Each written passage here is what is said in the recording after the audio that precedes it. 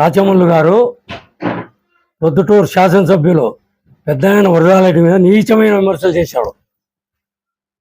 జాదూగర్ music అంటే అంతర్జాతీయ మాంత్రికుడు ఆయన.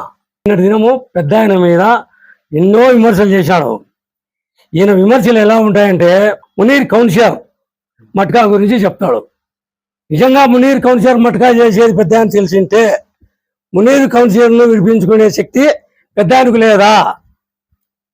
నీవు నీ అనుచరుడు ఎక్సైజ్ పోలీస్ స్టేషన్లో 30 బాటలు దొరికితే అతని మీద 34 ఎక్సైజ్ యాక్ట్ కేసు బుక్ అయినా కూడా నీ అనుచర వర్గంతో పోయి దాడి చేసి ఒక ముస్లిం ఎస్ఐని తిట్టి, అయ్యా నేను 5 పూట్ల నమాజ్ చేసుకుంటా అన్న అట్లా అన్నదాని మాట అనొద్దు, నీకు ఆ పాపం కొట్టుకుంటానే రే నిన్ను కాదు తిట్టి బలవంతంగా ఒక కేసులో ఉన్న ముద్దాయిని నీ కారులో ఎక్కించుకొని పోయినావు.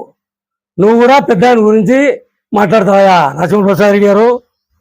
నెక్స్ట్ చౌటపల్లిలో జూదం జరుగుతుంది అంటావు.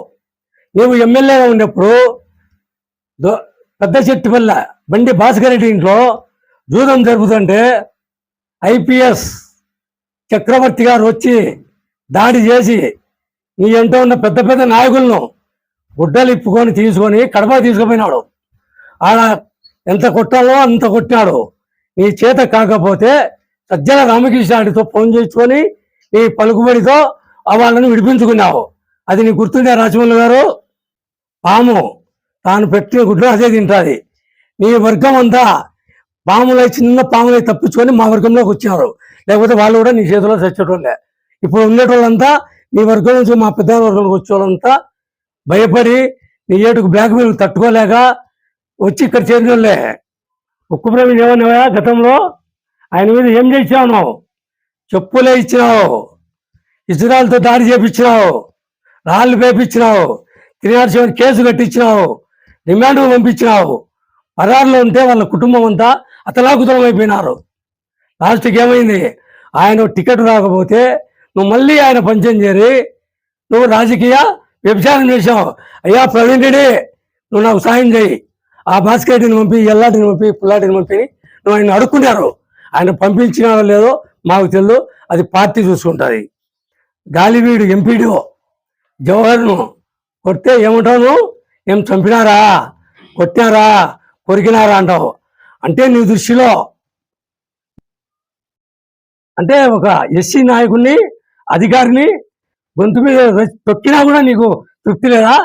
నీ యొక్క మాజీ సర్పంచ్ దేవి ప్రసాద్ రెడ్డి ఆయన 67 లక్షలు యాడ్ చేశానని ఆయన మీద కేసు బుక్ అయింది.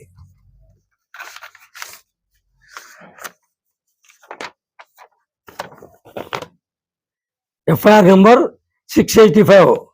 డబ్బులు వచ్చేసి 6,61,36,000.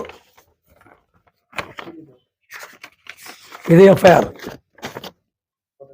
దేవి ప్రసాద్ రెడ్డి మీద బుక్ అయిన కేసు ఇది. లోకాయుక్త పరిశీలన ఉంటే ఒక అధికారి వచ్చి కంప్లైంట్ ఇస్తే రూరల్ పోలీస్ స్టేషన్లో ఎఫ్ఐఆర్ నమోదైంది.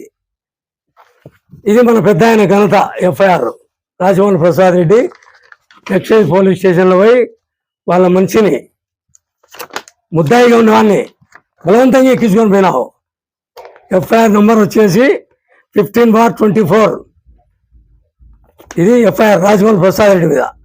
నువ్వు ఏదేదో మాట్లాడతావు. పోలీస్ స్టేషన్లో పోయి ఇడిపించుకోపోతుంది. మీ నాయకుడు అక్కడ గాలిగూడను కొడితే చంపినారంటావు. ప్రసాద్ రెడ్డి కోరేది ఒకటే, నీవు పెద్ద ఆయన మీద ఎన్ని అబద్ధాలు ఆడినా, ఎన్ని అభండాలు వేసినా, రామేశ్వరం నుండి శివాలయం దేవాలయాలకు నువ్వు పొర్లుదండాలు పెట్టినా కూడా ప్రొద్దుటూరు ప్రజలు నిన్ను ఒప్పుకోరు, నమ్మరు. నువ్వు విమానమైనా ఉంటావేమో కానీ ఇక మీద నీకు రాజకీయ భవిష్యత్తు లేదు. నీవు విమానమైన ఉంటావు, రాజకీయ భవిష్యత్తు కౌన్సిలర్ కూడా కాలేవు.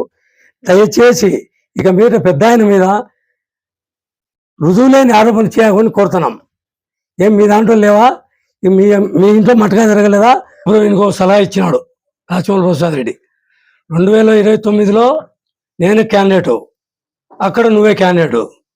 పెద్ద ఆయన వయసు అయిపోయింది, రాజకీయ భవిష్యత్తు లేదన్నావు. అంటే పెద్ద ఆయన భవిష్యత్తు అయితే ఇంకా ఆయన వంశం లేదా? ఆయన కొడుకు కొండారెడ్డి లేడా? ఒకవేళ కొండారెడ్డి వద్దనుకుంటే రాఘవరెడ్డి కొడుకు రవిరెడ్డి లేడా? ఎందుకు నోట మాట్లాడతావు? మీ ఇద్దరు మాట్లాడుకున్నారా? నీకు నాకని చంద్రబాబు ఆయనకు చెప్పినాడా, నీకు జగన్మోహన్ రెడ్డి చెప్పినాడా? ముందు నీకు టికెట్ వచ్చా లేదో చూసుకో. అదేంటో పెద్ద ఆయనకు వయసు అయిపోయిందంట, లేదంట, నీకు నాకే పోటీ అంటాడు. ఈ పొద్దున్నే నీకు రేపు రాలేదు కదయా. అట్లాంటి మాటలు మాట్లాడదు. రాజకీయంగా వాళ్ళ వంశస్థులు ఉన్నారు, పెద్ద ఆయన వంశస్థులు కొండారెడ్డి గారు యువనాయకుడు ఉన్నారు. ఆయన వద్దనుకుంటే రాఘవరెడ్డి కొడుకు రవిరెడ్డి కూడా రాజకీయంగా రంగప్రవేశం చేస్తాడు. కాబట్టి ఇది గుర్తించుకొని చెప్తున్నా.